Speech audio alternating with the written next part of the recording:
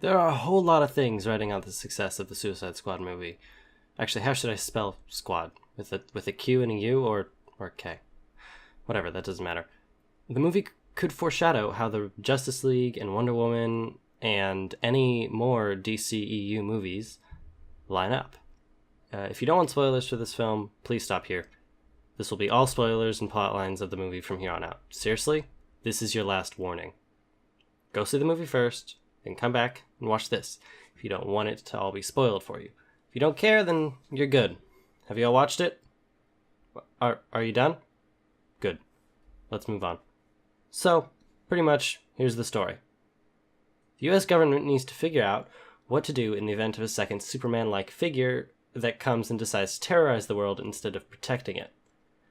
Figuring that all these people are expendable anyway, a U.S. intelligence officer, Amanda Waller, decides to assemble a team of dangerous, incarcerated supervillains for a top-secret mission. Now armed with government weapons, Deadshot, played by Will Smith, Harley Quinn, played by Margot Robbie, Captain Boomerang, Killer Croc, and other despicable inmates must learn to work together. Dubbed Task Force X, the criminals unite to battle a mysterious and powerful entity, while the diabolical Joker, played by Jared Leto, launches an evil agenda of his own. At least, that's how the plot was supposed to be. Amanda Waller, played by Viola Davis from How to Get Away with Murder, as well as The Help, is one of the most accurately portrayed characters in this movie and gives one of the best performances alongside Will Smith's Deadshot and Jay Hernandez's Diablo and Karen Fukuhara's Katana. Besides that, the rest of the cast could have been, well, recast. And by this, I mean the main characters, not the supporting cast. Speaking of which, there are several cameos made by Ben Affleck's Batman, as well as a scene with Ezra Miller's Flash, who I am starting to really enjoy. For the few seconds we saw the Flash, he seemed to do a really good job as the Flash. He did crack a few jokes, which is something the Flash is supposed to do. He's a very jokey and lighthearted character. And I like the look of his Speed Force lightning.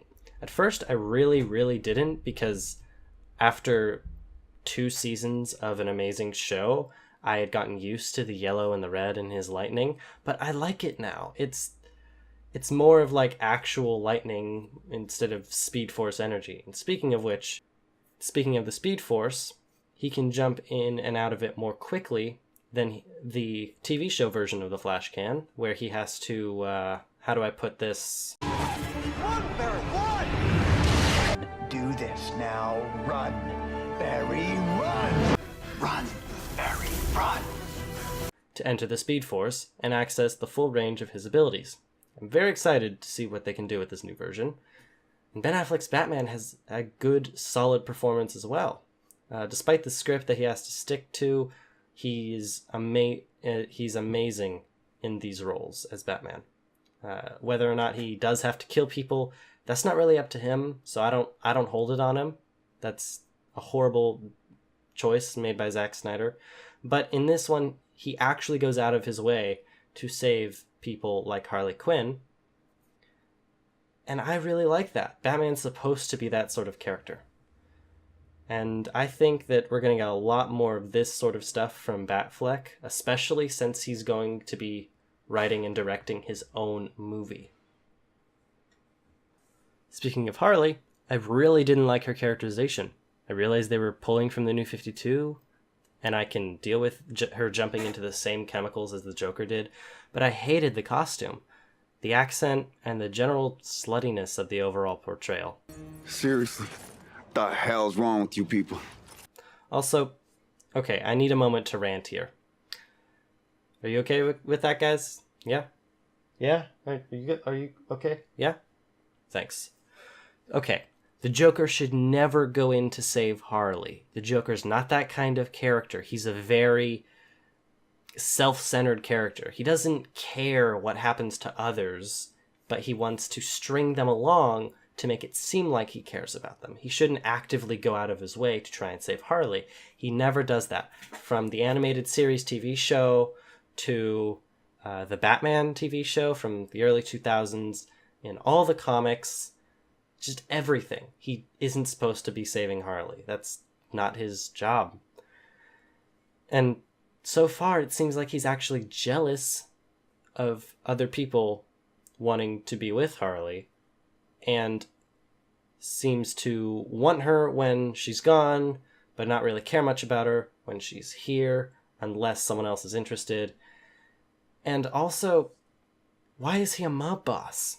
I mean, I can understand if he's trying his hand at certain things and this is what he's doing at the moment, but seriously?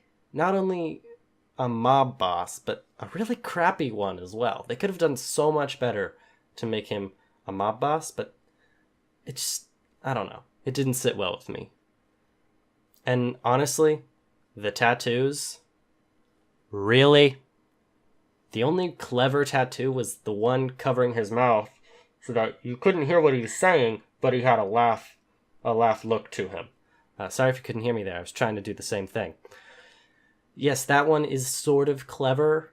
I'm okay with that, but just the other ones didn't need to happen. Okay, I'm better for now. And besides that, the main villain of the plot, Enchantress, had a very thinly veiled reason for destroying the Earth. Oh, and she has a brother. A brother. That has really no impact on the story. It's really just, oh, I'm going to inhabit the body of this one guy at the train. I'm going to kill a whole bunch of people, and then, yeah, that's all I'm going to do for the majority of the movie. Literally, his only plot is just doing things for his sister, from, oh, save me, brother. Mrs. Waller is trying to stab my heart, and I need your power to keep me alive for now. And also, oh, I'll protect you while you're assembling the death machine. Wait, is that Diablo? Crap. And by the way, El Diablo turns into the actual El Diablo. Yeah, he turns into a giant fiery devil. So that's cool, I guess. But he went from not wanting to do anything to being the Deus Ex Machina of the entire movie. I'm not talking about the game. I'm talking about the term for just a loophole. And why? Stick to your story. You don't want to do this because of things that have happened before. Then you just end up doing it. Seriously?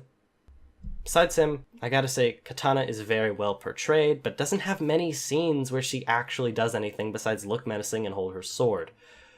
The fight scenes she is in are really well choreographed, and I can really enjoy that.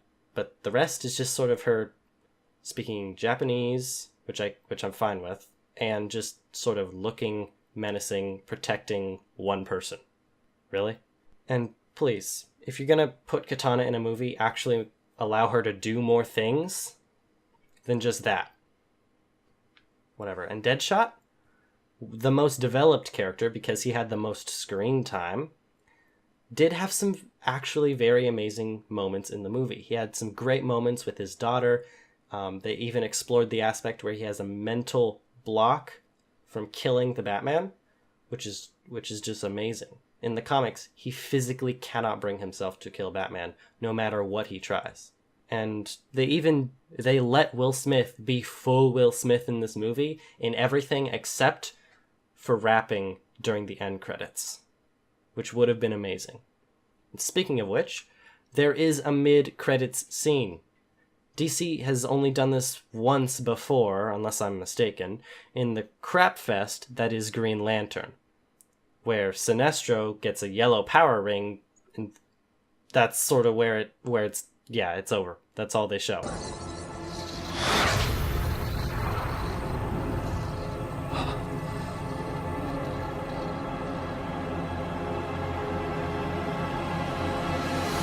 Let's hope a reboot for Green Lantern can happen before this version of the DCEU is over.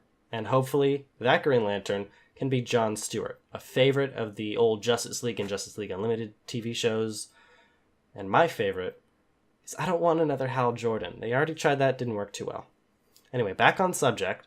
The costumes were mostly well done. I really, really did enjoy Deadshot's costume. It was super, super accurate. And it also worked as sort of a realistic take on a super accurate, super teched out assassin's suit. or whatever. And the wrist-mounted guns were probably my favorite part of the character. And even El Diablo's tattoos were really well done. They didn't seem as just random as the Joker's, but they did seem thrown together enough to where he's done this over his life. Each tattoo has a story behind it, and I like that. I hope they explore that more if they do another one of these, even though I don't want them to do another one of these. Well, Captain Boomerang, I don't really call him Captain Boomerang because he only throws a boomerang 3 times. Yes, I'm not kidding. Only 3 times. One of them he caught.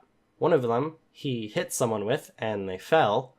And the third one turned into an Arkham Games weapon where it became sort of a remote control camera thing.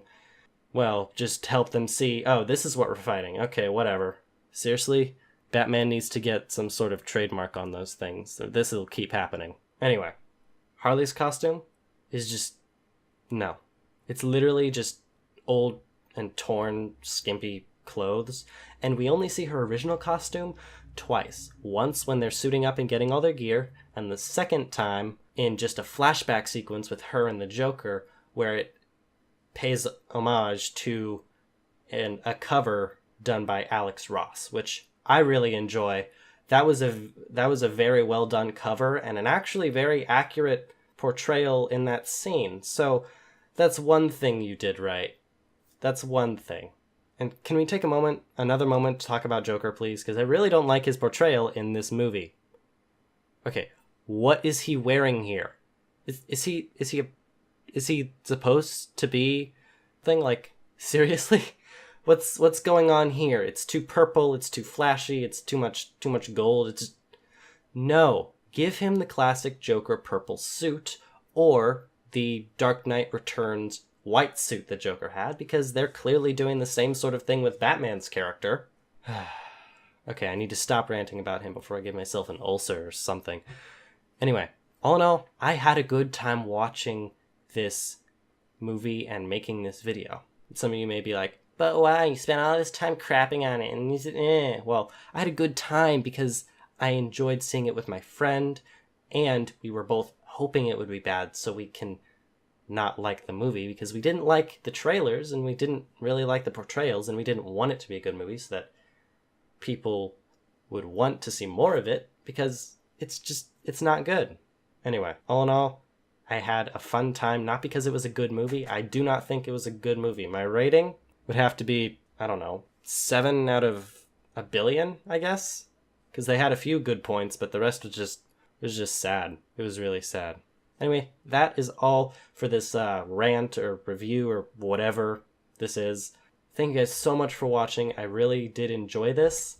I'll put a link to another review that my friend did on this movie down in the description below, and I really do hope that you guys enjoyed this and want to see more of this, because I have a few more movies that I could do reviews and rants on, and when future movies come out, I could do the same sort of thing. So yeah, leave a comment telling me if you do or do not want this to be a continuing thing.